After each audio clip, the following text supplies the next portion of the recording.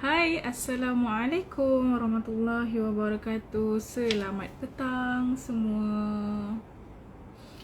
Okay, jadi hari ini anda semua bersama dengan saya, Kristina. Kita setiap petang akan berkongsi berkenaan dengan kisah sirah para Nabi lah. Okay, insyaAllah hari ini kita akan sambung lagi yang mana saya nak kongsikan berkenaan dengan kisah Nabi Musa alaihi salam. Okey. Jadi sementara kita tunggu yang lain masuk. Hai. Assalamualaikum. Selamat petang. Puan Emida. Hai Kak Fazlina. Okey. Sementara kita tunggu yang lain masuk, saya macam biasalah nak ingatkan kepada anda yang belum lagi subscribe YouTube channel Ar-Rayyan Hijrah. Anda boleh pergi sekarang ke YouTube, cari YouTube channel Ar-Rayyan Hijrah dan juga Nur Hafizah Saad. Okay, follow sekarang, subscribe sekarang. Okay, share dan like semua video-video yang telah pun kita upload. Dan hari ini ada video baru yang mana Datin masak apa kurma tak silap saya. Okay, masak kurma untuk raya. Jadi anda boleh tengok lah.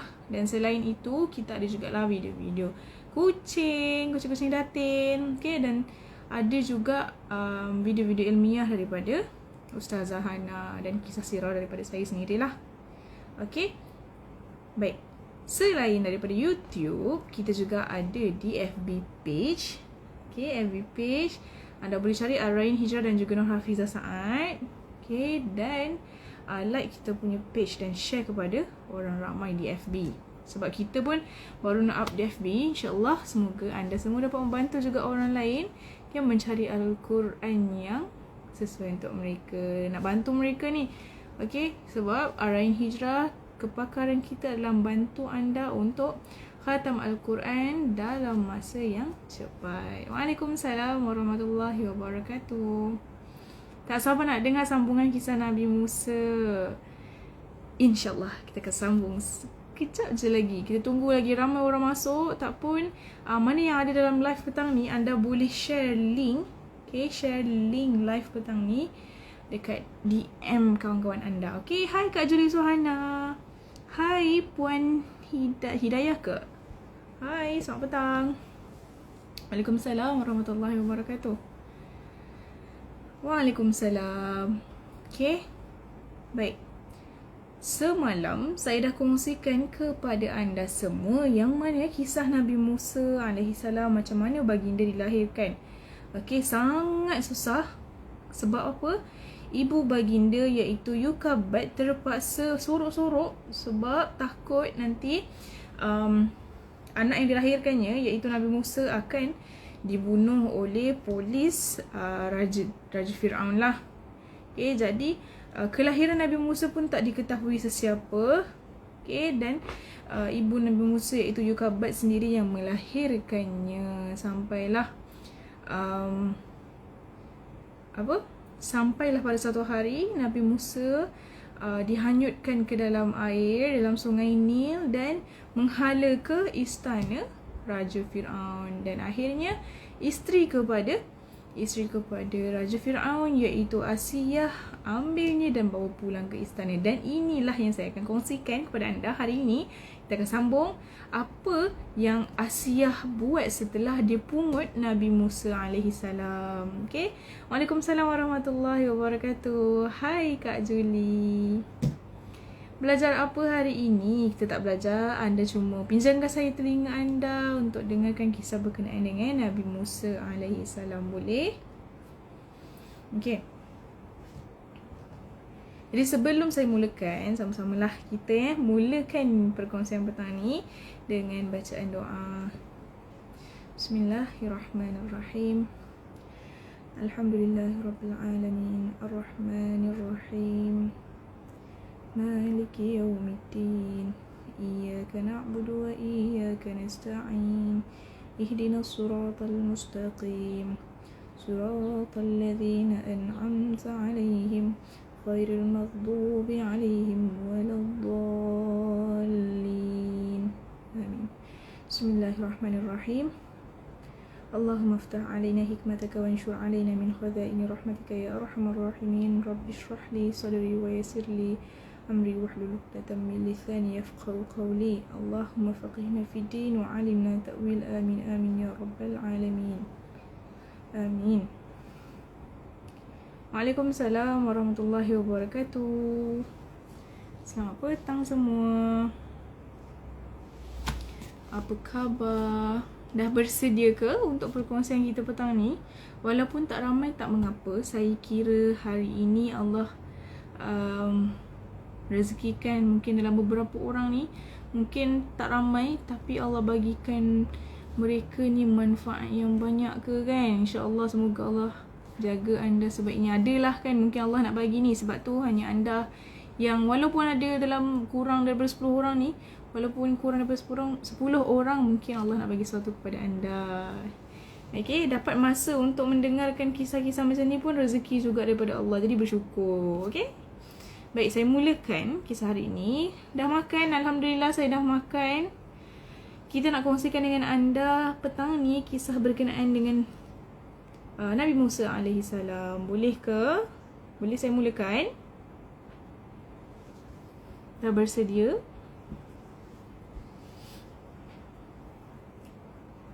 Waalaikumsalam warahmatullahi wabarakatuh. Hai Kak Aizam.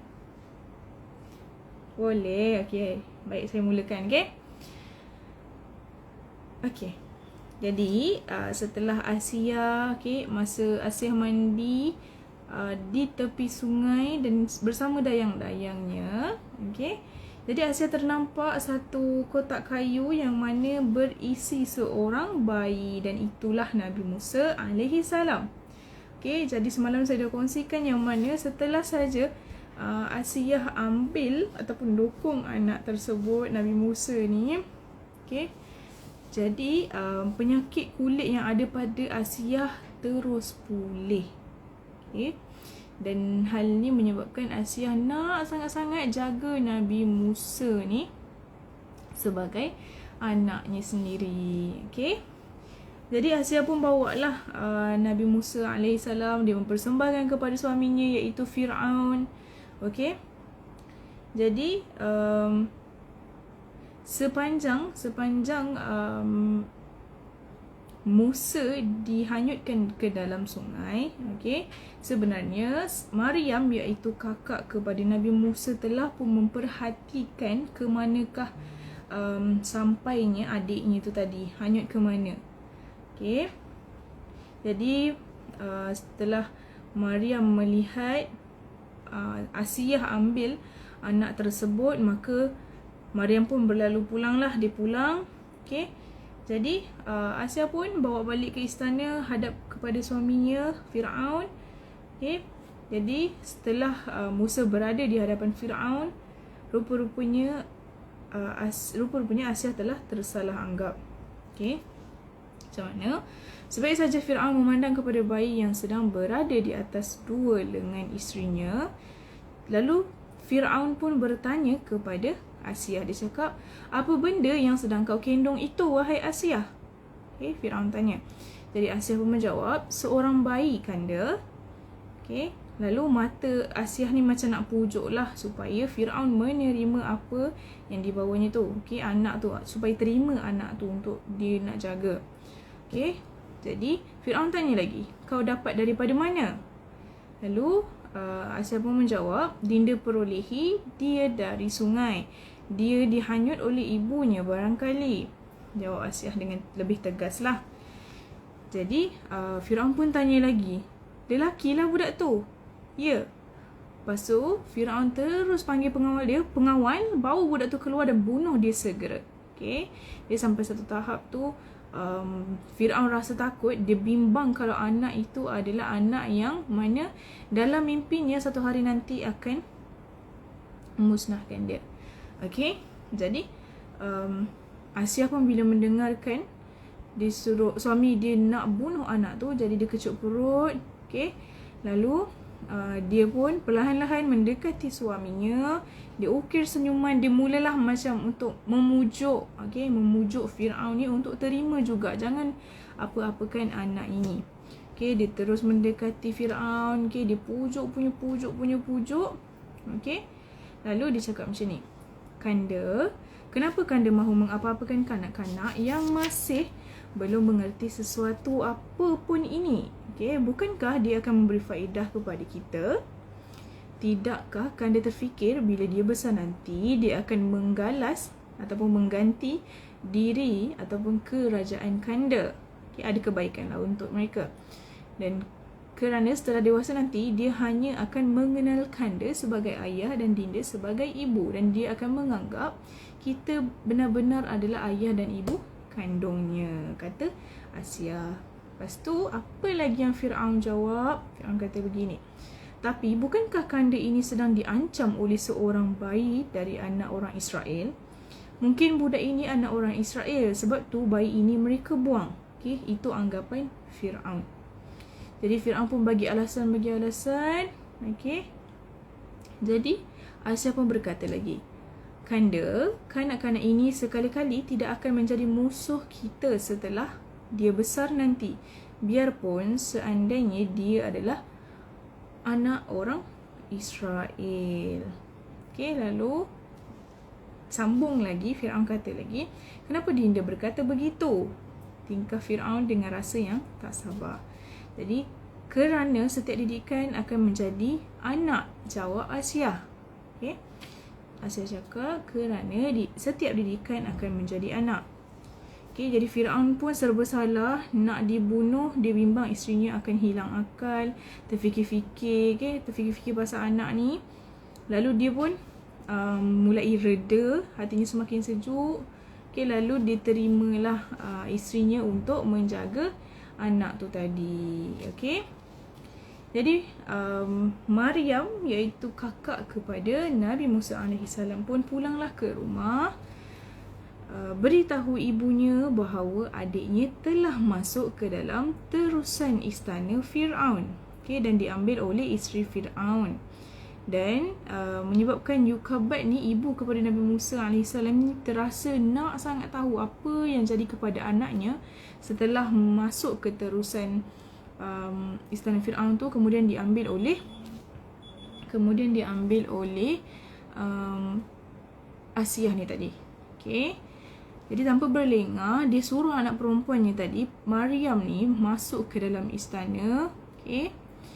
Lalu Maryam terus berjalan ke istana untuk meninjau bagaimana keadaan adiknya itu.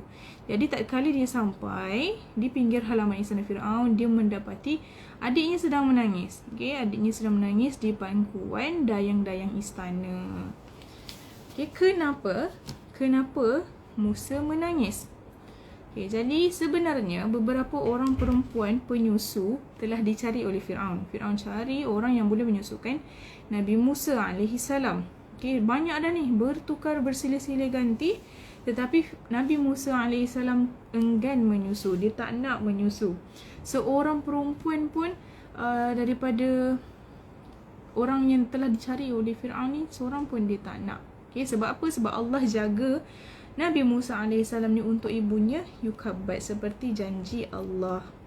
Okay.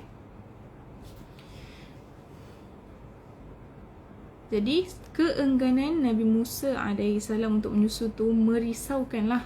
Okay, merisaukan Fir'aun dan juga Asiyah. Waalaikumsalam warahmatullahi wabarakatuh. Hai Kak Masita. Okay. Jadi Musa pun menangis semakin kuat. Okay, dan Asiyah pun makin susah hati. Lalu siapa yang datang? Maryam pun datanglah. Okay, dia lihat keadaan di sana. Kemudian dia memberanikan dirinya masuk menemui Asiyah. Dan dia bersuara. Apa yang dia kata? Apa yang Maryam kata? Dia cakap, adakah kamu suka seandainya saya menunjukkan satu keluarga yang boleh menyusui dan memelihara anak ini, dan mereka akan melakukan kebaikan terhadap dia, yakni anak ini. Okay, jadi Maryam pun bertanyalah kepada Asiyah. Okay, dan Fir'aun. Lalu Fir'aun pun kebetulan dia ada di situ. Ditanya kepada Maryam terus. Dia cakap, adakah awak mengetahui ibunya? Dia macam pelik. budak ni tahu ke ibu bayi kecil ni siapa? Jadi Maryam pun menjawab lagi, saya tak tahu, tapi perempuan itu sangat suka kepada anak-anak dan anak-anak pun suka kepadanya. Okay. Jadi Maryam pun bercakap dengan tegas supaya Firaun ni tak meragui dia lah. Okay. Jadi Firaun pun katakan kepada Maryam kembali, kau pergilah dan panggil dia supaya datang menghadapku. Okay, lalu Maryam pun pulanglah panggil ibunya datang. Okay, ketika Maryam sedang bercakap-cakap dengan Firaun tu, Imran iaitu bapa kepada Maryam dan Nabi Musa ni sebenarnya ada kat situ. Tapi dia buat tak tahu sahaja. Okay, takut Firaun mencurigai mereka. Okay, lalu mereka pun masing-masing buat saling tak kenal antara satu sama lain. Okay. Baik, jadi pulanglah Maryam ke rumah. Dia bertemu dengan ibunya dengan perasaan yang sangat gembira. Okay, sebab dia boleh jemput ibu dia untuk menyusukan adiknya. Okay, lalu diceritakan ataupun disampaikan apa yang berlaku kepada ibunya. Okay. Lalu Yukabat pun senang hatilah bila terima perkabaran itu.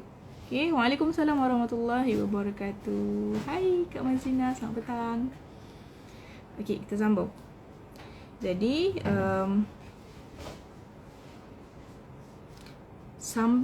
sebelum nak pergi ke istana Firaun ni, Yukabat pun ambil masa untuk bertenang supaya dia dan anaknya Maryam ni tak disyaki apa-apalah. Okay. Lalu mereka pun dua beranak teruslah pergi ke istana Firaun setelah mereka dah bersedia. Jadi setelah berdiri di hadapan Firaun, okay, jadi Firaun pun tanya kepada Yukabat. Dia tanya, adakah engkau boleh menyusukan anak beta ini? Okay, lalu apa yang Yukabat kata? Dia cakap, boleh tuanku. Jawab Yukabat. Tapi Yukabat agak gementar. Okay, pada masa tu Yukabat gementar, tapi Allah tutup orang kata wajah Yukabat daripada terlihat gementar di hadapan Firaun. Jadi Firaun pun tak rasa curiga lah dengan Yukabat. Okay, jadi Yukabat pun bila sahaja dah ditanya begitu, lepas tu macam dapat keizinan daripada Firaun, lalu dia pun rasa macam gembira. Sebab apa? Yelah, Allah dah janjikan dia akan bertemu kembali dengan anaknya. Lalu dia akan bertemu juga sekarang ni.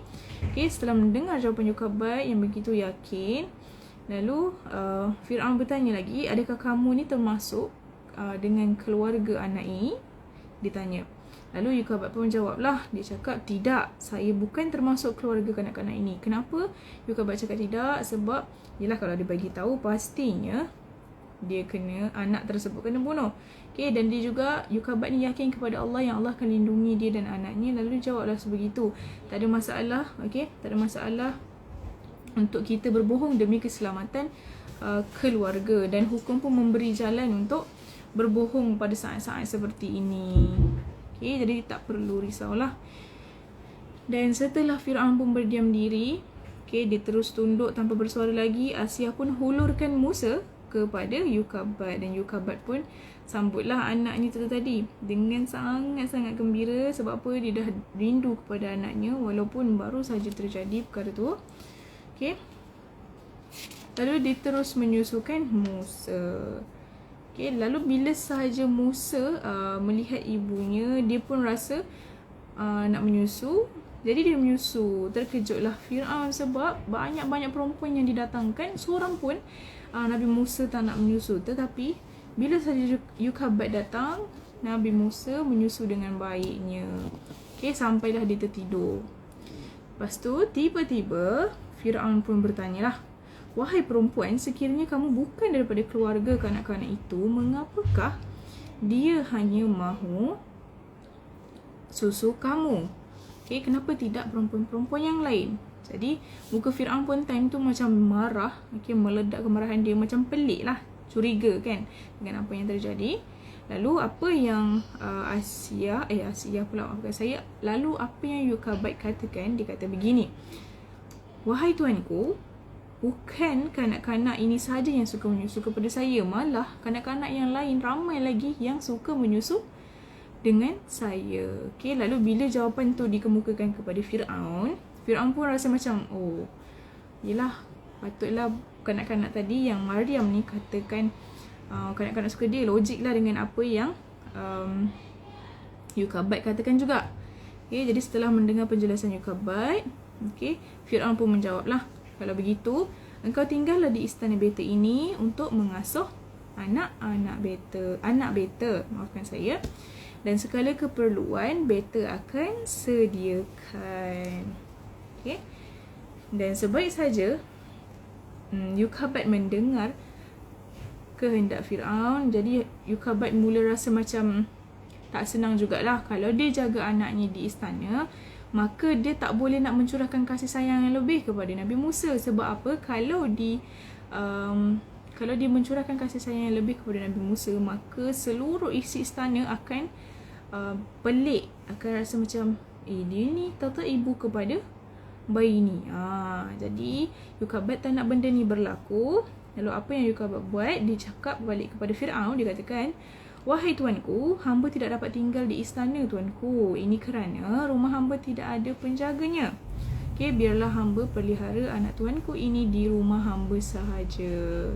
Okay, lalu Firaun pun diizinkan sahaja sebab dia rasa macam tak ada jalan lain lagi. Okay, lalu Yokabad dengan gembiranya bawalah Musa pulang ke rumahnya. Dan setelah sampai di rumah, okay, daun pintu pun telah ditutup, dan waktu itulah Yokabad mula mencurahkan kasih sayang yang sebaiknya kepada Nabi Musa AS, iaitu anaknya sendiri. Okay, baik, sebentar ya.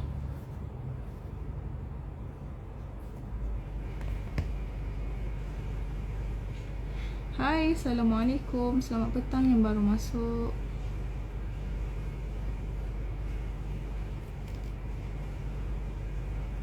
Okey, baik. Sambung lagi. Kejap Okey. Kita sambung lagi apa yang berlaku. Jadi setiap hari Musa dipelihara dengan penuh kasih sayang.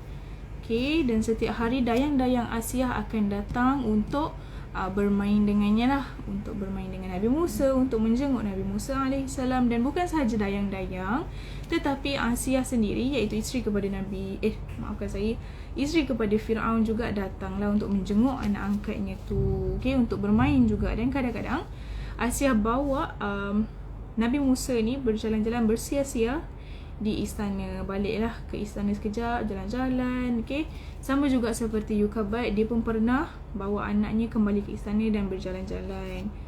Okay, jadi saya tak cerita lagi macam mana Nabi Musa AS ni boleh dapat nama. Okay, sebenarnya yang memberi nama kepada bayi Yokabad tu bukanlah Yokabad. Dia tak sempat pun nak fikirkan nama yang dia nak berikan kepada anaknya. Waalaikumsalam warahmatullahi wabarakatuh. Saya dengar cerita ni sambil saya mak PDPR student. Masya Allah, terima kasih dengarkan. Semoga bermanfaat apa yang saya kongsi ni. Okay, baik. Jadi orang yang memberi nama kepada bayi Yokabad itu ialah keluarga Firaun sendiri, kerana mereka menemui bayi itu di sungai. Okay, jadi mereka letakkan nama Nabi Musa ni Musa. Okay, kerana Mu tu bermaksud kayu dan Se tu bermaksud air, yang mana mereka kan temukan Nabi Musa dalam kotak kayu, dan kotak kayu tu dihanyutkan di atas air. Lalu dapatlah nama Musa untuk Nabi Musa AS. Dan Musa tu daripada bahasa Kipti sendiri, Kipti. Okay, Qibti. Okay, jadi dapatlah nama Musa. Bukanlah Yokabad sendiri yang bagi nama, tetapi keluarga Firaun sendiri yang beri nama kepadanya. Okey, seterusnya apa yang berlaku? Okay, Musa pun dipelihara di rumah ibunya sampailah dia dewasa, sampailah dia putus susu. Okay, jadi Musa pun dipulangkan semula ke istana Firaun. Okay, dan sejak itu Musa semakin membesar dengan sihat dan hiduplah dia dalam istana Firaun sebagai sebahagian daripada keluarga Firaun. Dan hanya beberapa bulan saja dia pulang ke pangkuan ibu angkatnya, iaitu ketika dia berusia 2 tahun lebih. Dan telah berlaku suatu perkara yang sangat menyakitkan hati Firaun sebenarnya. Okey, yang mana perkara tersebut Musa sendiri yang lakukan terhadap Firaun. Okey, dan tragedi tersebut menyebabkan Firaun hampir-hampir membunuh Nabi Musa AS. Dan perkara ini bukan berlaku sekali, tapi 2-3 kali, kalau tak silap saya. Okey, dan kisah dia bagaimana? Ahli-ahli tafsir meriwayatkan, okey, ketika Musa sedang bermain-main di atas pangkuan bapa angkatnya itu, iaitu Firaun. Okey, tiba-tiba Nabi Musa merentap janggut bapa angkatnya itu tadi. Okey, dia merentap tu dengan kuat lah. Okey, tapi sampai sakit tau, sampai sakit Firaun. Tapi nasib baik janggut yang Firaun ada tu bukanlah sehelai 2, banyak kan. Lalu tak adalah terasa sakit sangat seperti orang yang ada 2-3 helai je janggut tu. Okey, lalu bila saja Nabi Musa AS buat seperti itu, Firaun pun sangat-sangat marah, dia berteriak kesakitan. Okey, jadi dia panggil pengawal. Okey, dia cakap, pengawal, bunuh budak ni dengan segera, budak jahat ni dengan segera. Okey, lepas tu dia cakap, beta rasa inilah budak yang beta mimpikan dan yang sangat menggusarkan hati beta. Dia dah mula curiga sebab masa Nabi Musa tarik tu bukan biasa-biasa tau. Masa ditarik tu, bayangkan seorang bayi tarik, okay, sangat kuat. Dan itulah sebenarnya Allah bagi kelebihan kepada Nabi Musa. Walaupun masih kecil, kekuatan dia memang sangat luar biasa. Okay, jadi Firaun pun terlalu marah kepada Nabi Musa. Okay, tiba-tiba sahaja datanglah Asiyah, iaitu isterinya dan ibu angkat kepada Nabi Musa. Apa yang dia katakan? Dia cakap, jangan kamu sentuh kulit anakku itu, jangan cuba sekali-kali. Dia cakap dekat pengawal-pengawal istana Raja Firaun tu. Kemudian Firaun pun cakap lagi, kenapa dinda menahan perintah kanda tanpa keizinan kanda terlebih dahulu? Okay, dia tanya. Lalu Asiyah pun terus mendekati suaminya macam nak pujuk balik lah. Okay, lalu apa yang Asiyah kata? Dia cakap, kanda, anak kita ini masih belum mengenal erti apa-apa pun. Okay, masih belum tahu mana yang baik, mana yang buruk. Okay, apakah kanda sanggup untuk menghukum seseorang yang tak mempunyai pertimbangan yang sempurna? Okay, apatah lagi seorang kanak-kanak yang masih kecil. Okay, lalu sebaik saja Asiyah dah bagi pandangan dia, dah cakap dan pujuk kepada Firaun. Okay, lalu Firaun pun cakap lagi, dinda kata budak ini masih belum mengerti apa-apa. Masakan budak sebesar ini masih belum sampai akal? Okay, lalu Firaun pun mendengus lagi, dia masih marah. Okay, lalu apa yang Asiyah buat? Asiyah ni seorang yang bijaksana. Apa yang dia lakukan setelah itu? Dia cakap, kalau kanda tak percaya, marilah kita uji dia. Lepas tu Firaun pun katakan lagi, pergilah engkau ambil alat-alat ujian itu. Desak Firaun. Jadi tak membuang masa lagi, Asiyah pun ujilah Nabi Musa AS ni. Dia ambil, disediakan 2 bekas, yang mana satu bekas ada isi pisang dan satu bekas lagi ada isi api yang membara. Okey, lalu diletakkan di hadapan Firaun, dan ketika itu Musa pun dah keluar daripada riba Firaun kan. Okey, lalu Nabi Musa AS pun mendekati kedua-dua bekas tu. Okey, dan tiba-tiba Nabi Musa nak mendekati bekas pisang. Okey, tangannya nak mencapai ke bekas pisang. Tetapi apa yang berlaku? Malaikat Jibril lantas menolak tangan Nabi Musa AS ke arah api, dan terkenalah sedikit tangan Nabi Musa AS kepada api tersebut. Okey, lalu di sini Asiyah pun dapatlah buktikan.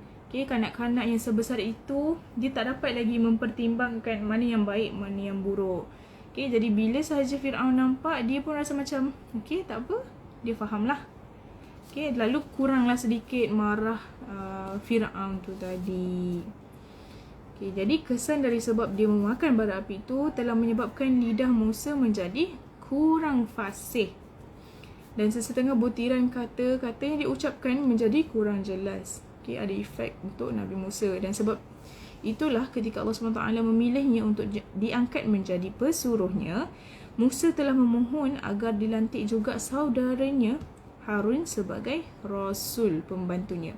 Silakan boleh solat terlebih dahulu. Nanti kalau dah selesai boleh masuk balik ataupun boleh tengok balik kita punya video. Okay? Baik. Dan hal ini disebut dalam Al-Quran surah Taha, berkata Nabi Musa AS, tak kala dia diutus oleh Allah SWT kepada Fir'aun, dikatakan, lepaskanlah kekeluhan pada lidahku ini. Okay? Dan setelah menyaksikan peristiwa itu, hati Fir'aun menjadi sejuk dan berasa puas hati dengan kebodohan dan masih belum sampai akal matang anak angkatnya itu. Okay? Dan selama tinggal bersama-sama Fir'aun, masih ada beberapa peristiwa lagi yang menyebabkan Fir'aun hampir-hampir membunuh anak angkatnya ni, Nabi Musa AS. Dan apa yang berlaku? Pada satu hari, Fir'aun sedang duduk di atas kerusi emasnya dan tanpa semena-mena, Musa yang sedang bermain di kaki bapa angkatnya itu telah meradang dengan marahnya. Okay, macam mengamuk lah. Okay, lalu apa yang terjadi? Kaki kerusi yang sedang Fir'aun duduk itu dipatahkannya dan menyebabkan Fir'aun pun jatuh tersembam. Okay? Dan hal ini lagilah membuatkan Fir'aun bertambah marah. Okay? Dan ketika itu, maafkan saya, dan ketika itu juga mula terbayang dalam kepalanya bahawa inilah budak yang sebenarnya daripada kalangan orang-orang Israel ni, anak daripada orang Israel ni yang akan musnahkan dia nanti. Dan dia dah terfikir dah, dia teringat balik apa yang para ahli nujum dan ahli sihir dia ramalkan. Okay? Jadi, dia hampir nak bunuh tu, sekali lagi, sempat lagilah isteri dia menyelamatkan Nabi Musa AS daripada tak semena-mena kena bunuh. Okay? Jadi, peristiwa lain yang menyebabkan Nabi Musa hampir-hampir dibunuh oleh Fir'aun, ada lagi yang lain, adalah ketika Musa sedang makan bersama-sama dengan ibu dan ayah angkatnya itu. Okay, sebagaimana persantapan keluarga diraja yang lain, sama jugalah hidangan makan Fir'aun dan keluarganya. Okay, dan dengan bermacam-macam masakan, jenis masakan lauk dan pauk, dan antaranya adalah lauk daging unta goreng. Jadi entah macam mana tiba-tiba Nabi Musa, Nabi Musa boleh memandang kepada daging unta itu dan dia berseru sebegini. Dia cakap, "Wahai daging unta, jadikanlah engkau unta hidup." Dia katakan begitu. Dan tiba-tiba serta-merta unta itu pun bergerak-gerak di hadapan meja makan mereka semua ni. Dan hal ini membuatkan Fir'aun terkejut dan terbangun daripada kerusi duduknya di meja makan. Waalaikumsalam warahmatullahi wabarakatuh. Jadi Fir'aun pun bingkas bangun sebab dia terkejut sangat tiba-tiba unta tu boleh hidup. Jadi dengan waktu tu, macam biasalah, bila saja berlaku pelik-pelik daripada, bila saja berlaku perkara yang pelik-pelik daripada Nabi Musa AS ni, jadi Fir'aun pun marahlah, teramat-amat marah. Dia sangat-sangat marah, sampaikan sekali lagi dia rasa macam nak membunuh Nabi Musa tu tadi. Tetapi dengan perlindungan Allah SWT, Musa terus terselamat daripada angkara jahat bapa angkatnya itu terhadap dirinya. Baik. Untuk hari ini, itulah kisahnya dan sangat-sangat banyak apa yang saya kongsikan ni. Semoga hari ini anda yang mendengarkan fokus. Fokus dengan apa yang saya ceritakan. Hai, Assalamualaikum warahmatullahi wabarakatuh. Jadi untuk anda yang baru masuk, tak ada masalah untuk anda tengok balik video ni nanti. Okay, sebab saya akan save. Okay, live ni macam biasa. Hai, Assalamualaikum warahmatullahi wabarakatuh. Okay, saya akan save video ni dan anda boleh tengok semula. Kalau anda rasa terlepas kisah-kisah yang sebelum ni, anda boleh dengarkan semula daripada kisah Nabi Adam sampai dah kisah Nabi Musa alaihi salam. Okay? Baik, jadi itu sahaja perkongsian untuk hari ini. Okay, dan maafkan saya, hari ni kita agak lewat. Dan mungkin saya akan habiskan secepat yang mungkin. Okay? Jadi itu sahaja. Boleh ke saya endkan live ni sekarang? Alhamdulillah.